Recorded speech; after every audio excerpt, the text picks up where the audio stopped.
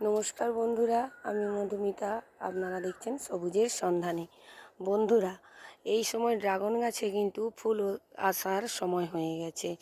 তাই যারা যারা ড্রাগন গাছ করছেন তাদের নিশ্চয়ই অনেকেরই ফুল এসে গেছে, অনেকের আবার আসবো আসবো করছে। তবে 6 মাসের মধ্যে যে ড্রাগন গাছে ফুল আসে তার কিন্তু উৎকৃষ্ট প্রমাণ হিসাবে আমি আপনাদেরকে দেখাবো। দেখুন বন্ধুরা, আমার এই জাম্বু রেড ভ্যারাইটির গাছ, এই গাছটি আমি গত জুন মাসে আমি এনেছিলাম। এনে দেখুন, এইখান থেকে এই জায়গাটা থেকে আমি কেটে নিয়েছিলাম এবং বাকিটা এখানে লাগানো ছিল। সেইখান থেকে কিন্তু গাছটি এরকম বড় হয়েছে এবং এখনই ফুল এসে গেছে।